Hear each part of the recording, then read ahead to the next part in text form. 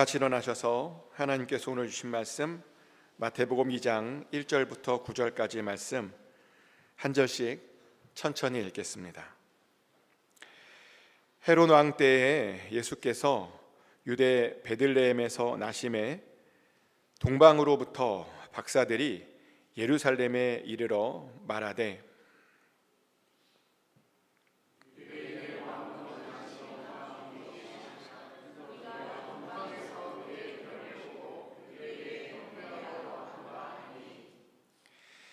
헤롯 왕과 온 예루살렘이 듣고 소동한지라.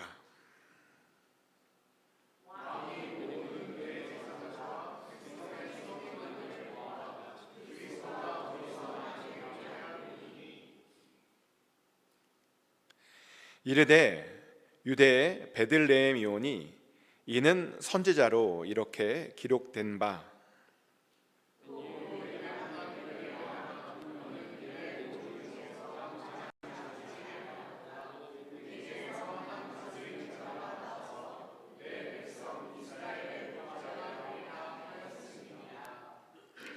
이에 헤롯이 가만히 박사들을 불러 별이 나타난 때를 자세히 묻고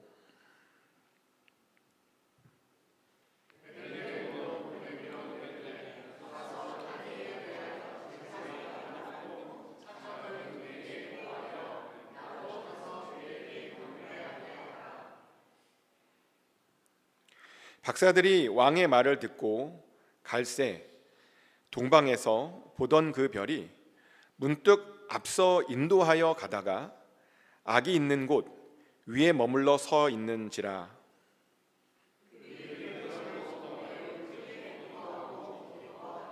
아멘. 자리에 앉겠습니다. Please be seated. 하나님의 은혜와 평강이 오늘도 여러분 마음 가운데 함께 하시기를 예수 그리스도 이름으로 축복합니다. 저는 1년 중에 크리스마스를 제일 좋아합니다. 그렇게 좋아하는 이유는 크리스마스에는 굉장히 좋은 추억들이 개인적으로 굉장히 많기 때문입니다. 저희 부모님들이 감사하게도 크리스마스 때마다 선물을 주셨는데 선물을 받을 때마다 굉장히 정말 좋았습니다.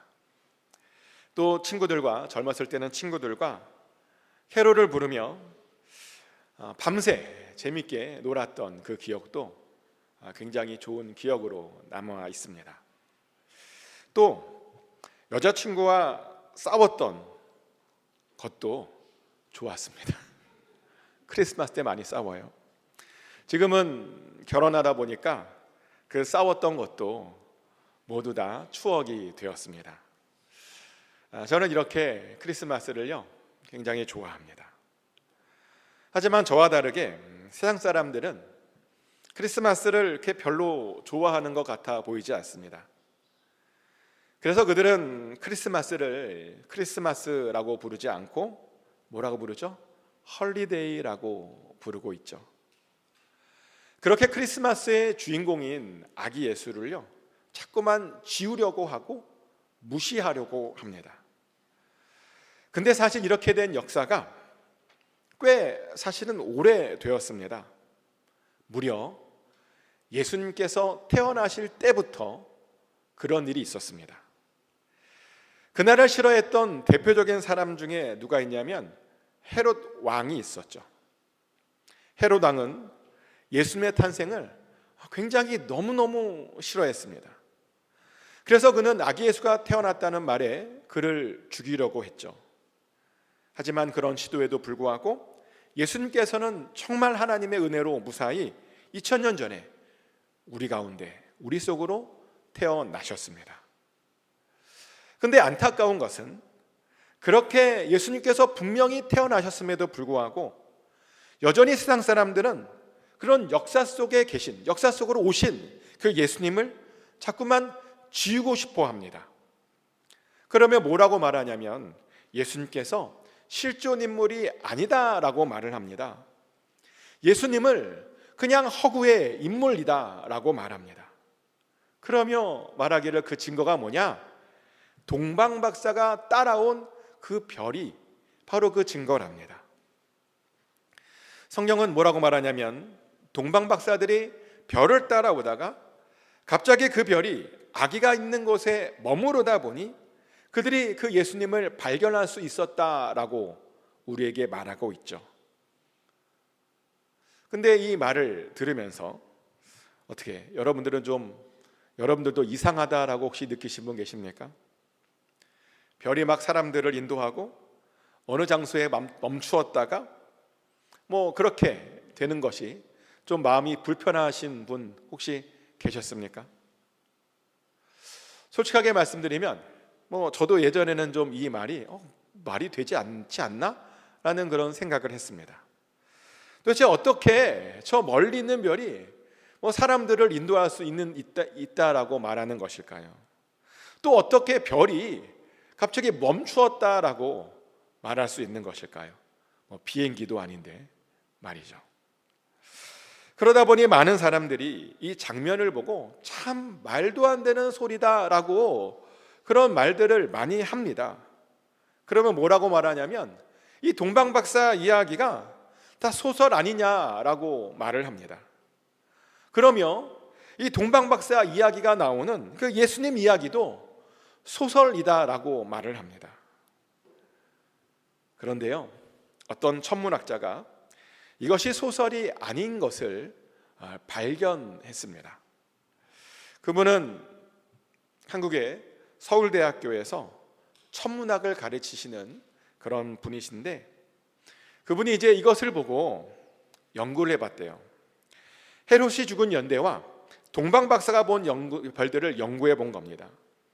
역사의 기록에 따르면 아기 예수님을 죽이려고 했던 그 헤롯이 죽기 직전에 일식을 봤다라고 하는 기록이 있대요. 그래서 그 교수님이 예루살렘에 일식이 언제 있었는지를 좀 찾아보았답니다. 그랬더니 정말 BC 4년 3월 달에요, 예루살렘에 일식이 있었답니다.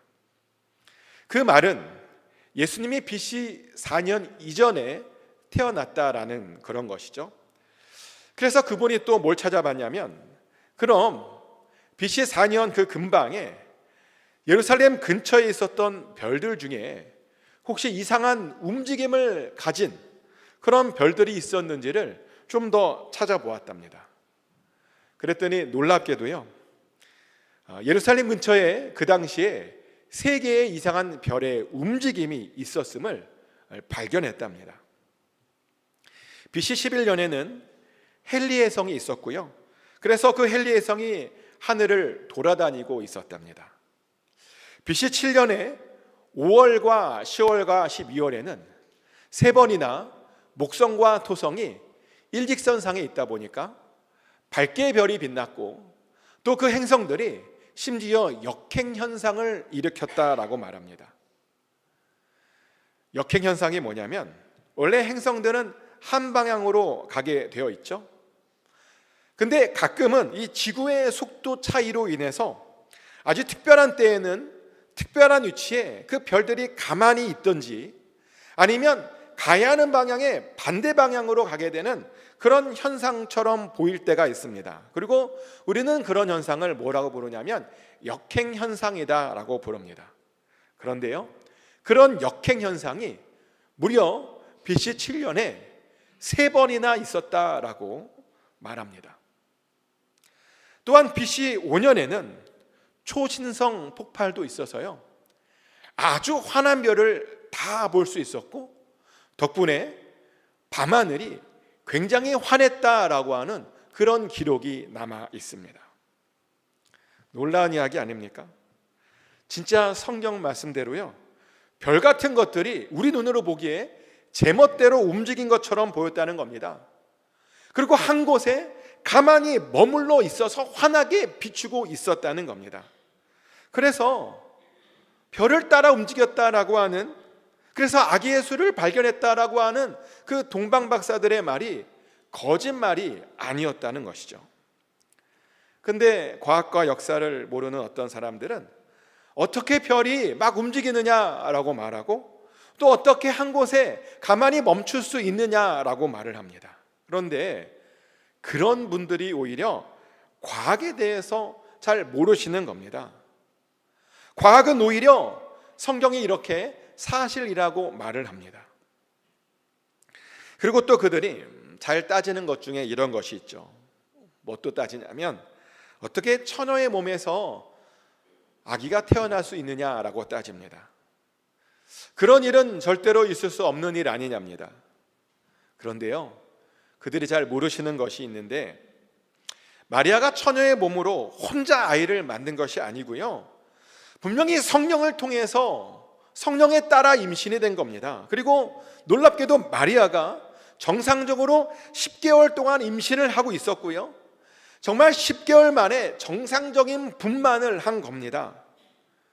다른 신화에서처럼 뭐 임신한 지 며칠 만에 뚝딱 하고 나온 것이 아니고요, 또 다른 신화처럼 뭐 안에서 나왔다라고 말하는 것도 아닙니다. 예수님의 출생 과정은 모든 것들이 정상이었습니다. 근데 사실요, 하나님의 능력을 고려하면 출산의 모든 과정들, 그런 것들이 사람의 모든 과정을 거치지 않고 사실은 바로 태어나게 하실 수도 있으셨죠. 하나님께서 정말 어떤 설화에서처럼 하늘에서 알이 갑자기 떨어져서 어느 날 알에서 갑자기 태어나게 하실 수도 있으셨습니다. 근데 하나님께서 그렇게 하지 않으셨죠. 왜냐하면 예수 그리스도는요, 반드시 완벽한 인간으로 우리와처럼 그렇게 태어나셔야 하셨기 때문입니다. 그리고 그렇게 태어나시면서 정말 예언을 성취하셔야 하셨기 때문입니다. 사실 예수님에 대한 예언들이 구약에 굉장히 많이 나옵니다. 토요일마다 성경 공부를 하셨던 분들은 들으셨겠지만 구약에는요, 우리의 예수님이 누구의 조상으로 태어나야 하는지, 누구의 후손으로 태어나야 되는지, 또 예수님께서 어디서 태어나셔야 하는지, 또 심지어 언제쯤 태어나셔야 하는지, 그런 예언들에 대한 기록들이 구약에 굉장히 자세히 남아있죠. 그런데 놀랍게도 예수님께서요, 그런 모든 예언들을 정말 다 성취하심으로 태어나셨다는 겁니다. 그리고 지난주에도 말씀드렸다시피 그렇게 성취하셔서 우리 가운데 임마누엘로 오셨습니다.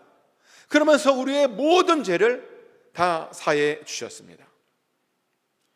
아담과 하와로부터 유전된 우리의 그 죄를 다 사해 주시고 우리를 구원해 주셨습니다. 덕분에요, 우리와 하나님 사이에 막힌 담이 없어졌습니다. 아멘.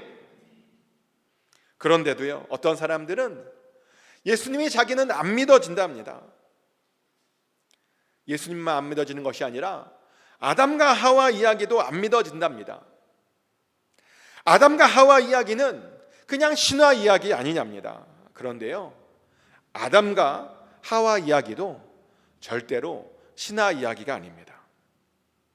하지만 많은 분들이 아담과 하와 이야기를 신화 이야기로 믿고 싶어 합니다. 그러면서 창조주 하나님을 부인하고 싶어 합니다. 인간은 창조된 것이 아니라 그냥 자연적으로 생긴 것 아니냐입니다. 그러며 말하기를 우리들은 다 동물 아니냐입니다. 다른 동물들과 다름없는, 그러나 조금 더 진화된 그런 동물 아니냐입니다. 그러며 말하기를 우리는 동물처럼 살면 된답니다. 그냥 하고 싶은 대로 살고 육신이 원하는 대로 살면 된답니다. 도덕이나 윤리 이런 것도 필요 없는 것 같답니다. 착하게 살아봤자 뭐 어떤 보상이 있느냐라고 그렇게 말을 합니다. 저는요, 이런 주장을 하는 사람들을 정말 많이 만나 보았습니다. 본능에 충실하게 살며 오직 재미나 즐거움만을 따라 살아가는 그런 사람들을 정말 많이 만나 보았습니다. 그런데 그들에게 어떤 공통점이 있냐면 모두 하나님을 보니까 싫어하고 있더라고요. 그러며 아담과 하와와 예수님의 모든 이야기들을 그냥 신화라고 그렇게 믿고 있었습니다. 그런데 다시 한번 말씀드리지만 예수님도 실존 인물이고 아담과 하와도 실존 인물이 맞습니다. 그리고 그 아담과 하와의 범죄로 이 세상에 죄가 들어왔고요, 그것 때문에 모든 인류에게 죽음이라고 하는 안타까운 상황이 찾아온 겁니다. 그런데요, 그때 우리 인류에게 찾아온 이 죽음은 사실은 우리가 생각하는, 일반적으로 생각하는 그런 죽음은 좀 다른 죽음입니다. 일반적으로 우리가 생각하는 죽음이란 단순히 호흡이 멈추고 심장이 뛰지 않는 것을 우리가 보통 생각을 하죠. 그런데요, 성경에서 말하는 죽음이란 단순히 그것만을 말하고 있지 않습니다. 특별히 창세기 2장에 나오는 아담과 하와 때문에 생긴 죽음은 확실히 우리가 생각하는 죽음과 좀 다른 죽음입니다. 창세기 2장에 나오는 아담과 하와의 범죄로 인해서 생긴 죽음은 어떤 죽음이냐?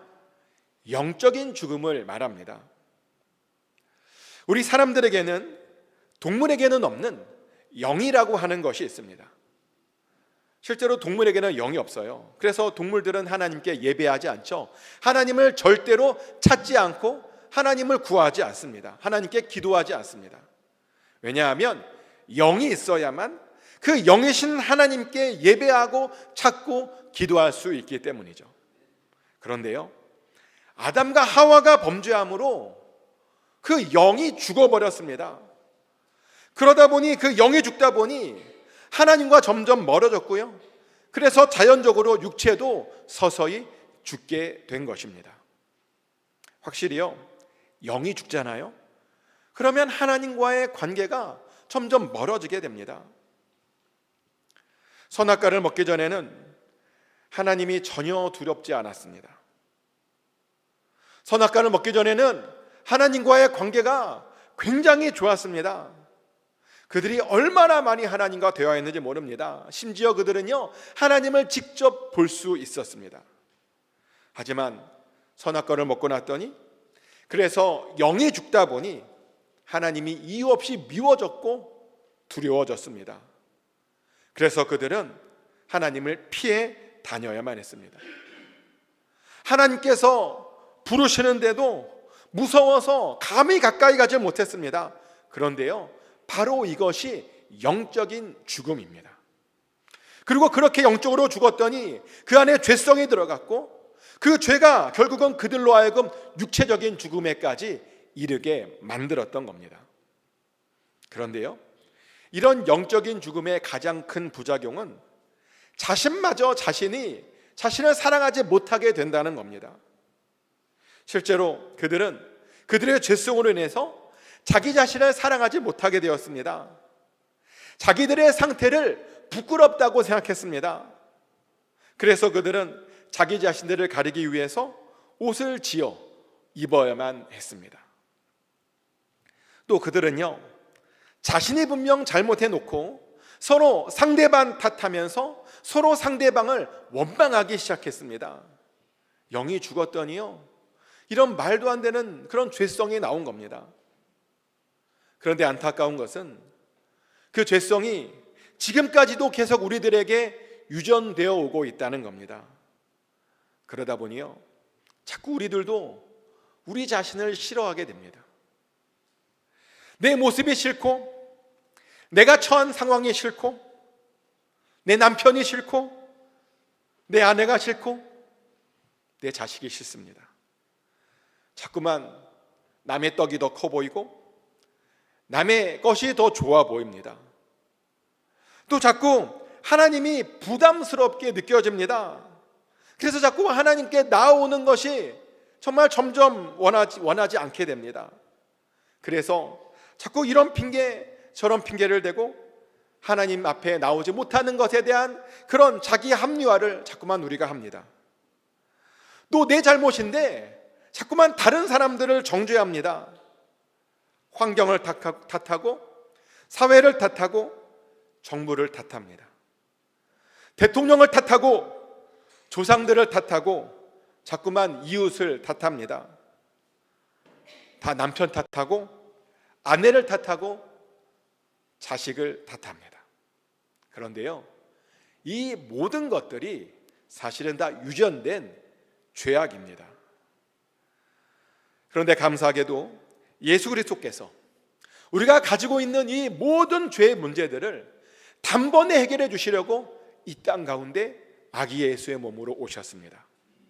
우리가 우리 자신을 사랑할 수 있게 해주시려고, 또 우리가 하나님 만나는 것을 즐거워하게 만들어 주려고, 우리가 더 이상 다른 사람 탓하며 살지 않게 해주려고 이 땅에 아기 예수의 몸으로, 연약한 몸으로 이 땅에 오셨다는 겁니다. 모든 당신의 백성들을 구원시키기 위해 이 땅에 오셨다는 겁니다. 제가 방금 아주 중요한 말씀 드렸는데요, 예수님께서 누구를 구원시키려고 오셨다고요? 당신의 모든 백성들을 구원시키기 위해서 오셨다라고 제가 말씀드렸습니다. 다른 나라 백성이 아니라 당신의 백성, 자기 백성들을 구원시키려고 이 땅 가운데 아기 예수의 몸으로 오셨다는 겁니다. 그래서요, 구원받으려면 우리는 기본적으로 예수님의 백성이 되어야 합니다. 아멘. 한마디로요, 하나님 나라의 백성이 되어야 한다는 것입니다. 그래서 질문 드리는데, 어떻게 여러분들은 지금 하나님 나라의 백성으로 살고 계십니까? 그러셔야 됩니다. 그리고 우리가 하나님 나라의 백성으로 살고 있는 것을 알 수 있는 방법이 있는데, 현재 내가 하나님 나라의 법칙대로 살고 있고, 그렇게 살고 있으면 하나님 나라의 백성입니다. 그리고 또 내가 하나님 나라의 백성들과 함께 살고 있으면 내가 현재 지금 하나님 나라의 백성으로 살고 있는 겁니다. 예를 들어 이런 것이죠. 우리가 지금 미국에 살고 있습니다. 그렇죠? 그런데 우리가 미국에 살고 있다라고 하는 것을 여러분은 어떻게 알고 있습니까? 주변에 영어로 된 간판이 있으니까 미국인가 보다 하고 그렇게 살고 있습니까? 근데 그거 아닐 겁니다. 왜냐하면 LA에 가면요, 한국어로 된 간판들밖에 없어요. 그럼 거기는 미국이 아니라 뭐 한국입니까? LA는 아니죠. 그래서 뭐 그렇게 영어 간판을 보고 우리가 미국에 살고 있다라고 알 수 있는 것이 아닙니다. 우리가 어떻게 미국에 살고 있는지를 알게 되냐면, 현재 우리가 어느 나라의 법을 따라 살고 있는지를 보면 우리가 어느 나라에 살고 있는지를 알게 됩니다. 근데 우리가 미국의 법을 따라 현재 살고 있습니다. 실제로 저는 제가 비보호 좌회전을 할 때마다, 또 스탑사인에서 제가 제 차를 세울 때마다 아, 내가 미국에 살고 있구나 라고 하는 것을 느낍니다. 왜냐하면 한국에는 비보호 좌회전 없잖아요. 또 한국에는 스탑사인도 없습니다. 근데 그 모든 것들이 미국에는 있죠. 왜냐하면 그것이 바로 미국의 법이기 때문입니다. 그래서 제가 그런 미국의 법을 지키고 또 미국 사람들과 같이 있으면 현재 나는 미국에 살고 있구나 라고 하는 것을 우리가 알게 되고 깨닫게 됩니다. 마찬가지입니다. 우리가 하나님 나라의 법칙을 따라 살고 있고 또 하나님의 나라의 백성들과 같이 있으면 현재 우리가 하나님 나라의 백성으로서 살고 있는 것입니다. 그런데 만약 우리가 우리의 삶 속에 하나님 나라의 법칙이 느껴지지 않고 하나님 나라의 법칙대로 살고 있지 않고 우리 주변에 하나님 나라의 백성들이 전혀 없다면 사실은 아직도 하나님 나라의 백성이 아닌 것일 수 있습니다. 그 말은 아직도 구원받지 못한 것일 수 있다는 겁니다. 우리는 구원받기 위해서 반드시 하나님 나라의 법칙대로 살아야 됩니다. 또한 하나님 나라의 백성들과 더불어 살아야 됩니다. 그럼 도대체 우리가 살아야 하는 하나님 나라의 법칙, 그것은 무엇일까요? 하나님 나라의 법칙은 우리가 서로 사랑하며 사는 것입니다. 실제로 예수님께서 우리에게 이렇게 말씀하셨죠. 요한복음 13장 34절 말씀입니다. 새 계명을 너희에게 주노니 서로 사랑하라. 내가 너희를 사랑한 것 같이 너희도 서로 사랑하라. 아멘.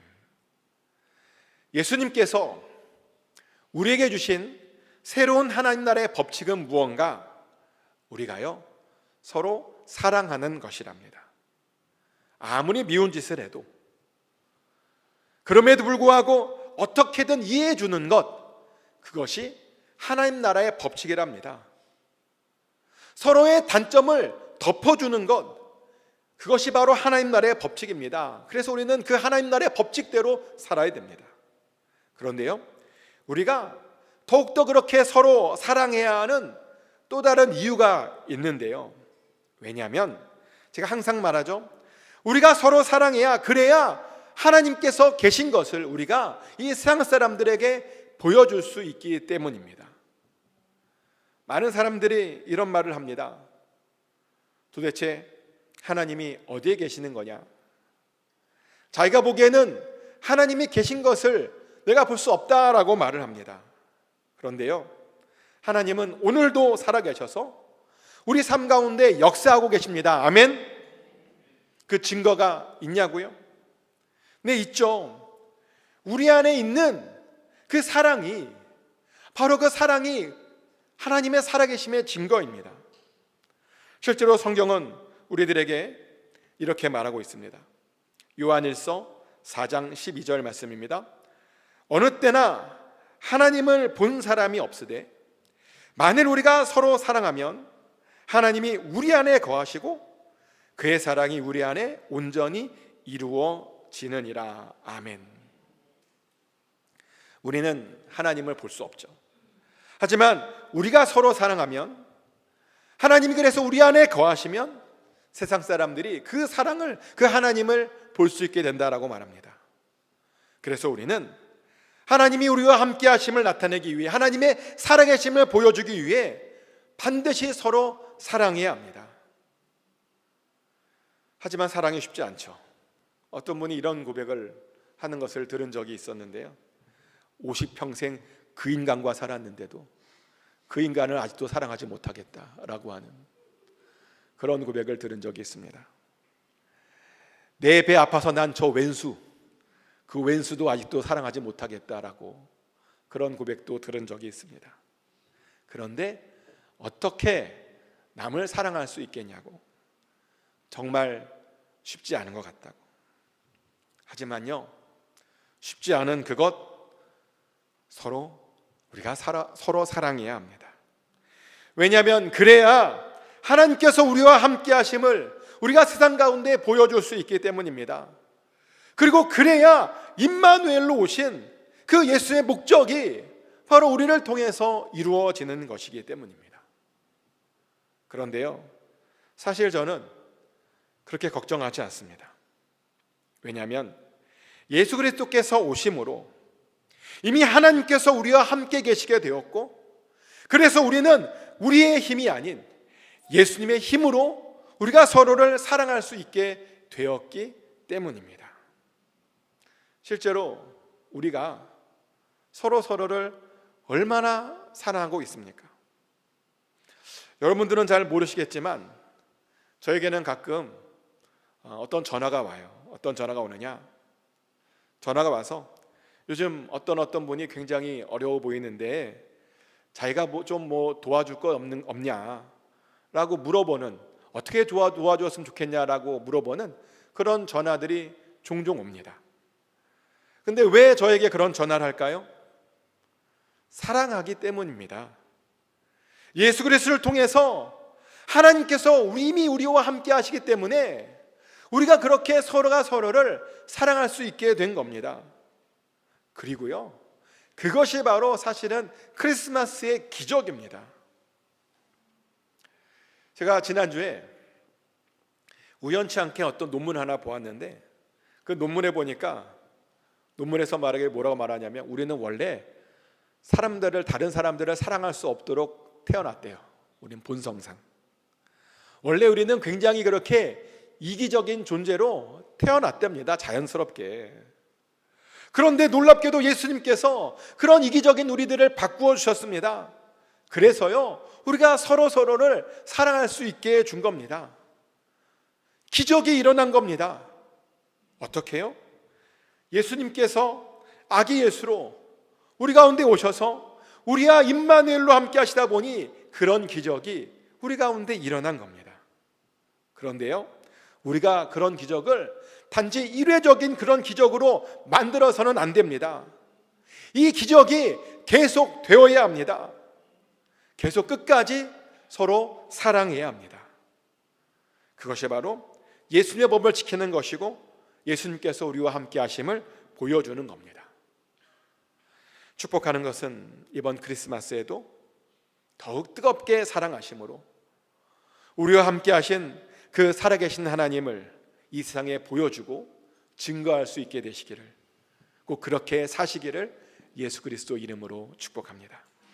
이 시간 다 같이 기도하기를 원하는데요, 예수님께서 2000년 전에 오셨다라고 하는 것에 대한 믿음이 없다면 그 믿음을 꼭 갖게 해달라고 같이 먼저 기도했으면 좋겠습니다. 그리고 예수님께서 우리와 함께 하심을 통해 우리가 우리 주변 사람들을 정말 끝까지 사랑할 수 있게 해달라고, 그리고 그렇게 사랑함으로 하나님의 법칙대로 살아서 우리가 꼭 하나님의 백성으로 살게 해달라고 우리 다 같이 한 목소리로 기도하기를 원합니다. 기도하겠습니다. 하나님 아버지 하나님, 우리가 정말 하나님 사랑할 수 있기를 원합니다. 그리고 우리의 이웃을 사랑할 수 있기 원합니다. 우리의 형제 자매를 사랑할 수 있기 원합니다. 그렇게 하나님의 법을 지키게 하여 주시고 하나님의 나라의 법대로 살게 하여 주심으로 말미암아 구원받은 증거가 우리의 삶 가운데 드러나고 나타나게 하여 주시옵소서. 아버지, 그래서 세상 사람들에게 하나님의 살아계심을 보여주게 하여 주시고 아기 예수께서 우리 가운데 오셨음을, 그 임마누엘로 오셨음을 우리가 증거하게 하여 주시옵소서. 우리는 할 수 없었는데 아기 예수께서 우리 가운데 오심으로 그것을 할 수 있게 된 줄 믿습니다. 우리의 본성을 꺾어 아버지, 우리의 본성을 부러뜨려 굴복하여 하나님의 뜻대로 서로가 서로를 사랑하게 하여 주시옵소서. 예수 그리스도를 더욱더 그렇게 닮아갈 수 있는 우리 모두가 되게 하여 주시옵소서. 반드시 우리를 그렇게 인도하여 주시고 변화시켜 주시옵소서. 사랑의 하나님, 세상은 예수 그리스도의 오심을 부인하고 싶어합니다. 그러며 자신들의 지식으로 예수님을 판단하고 무시합니다. 그러나 예수님께서 분명히 이 땅에 아기 예수로 오셨음을 우리는 믿습니다. 오셔서 우리와 함께 해주셨고 우리로 하여금 하나님 나라의 법칙대로 살게 해주심을 믿습니다. 우리의 힘으로 할 수 없는 그 사랑을 예수님으로 힘으로 할 수 있게 되었음을 믿습니다. 하나님, 우리가 예수의 힘으로 서로를 더욱더 뜨겁게 사랑하게 하여 주시고 그러므로 우리 가운데 살아계신 하나님을 증거하는 우리 모두가 되게 하여 주시옵소서. 우리를 반드시 그렇게 인도하여 주시옵소서. 예수 그리스도 이름으로 간절히 기도드렸습니다.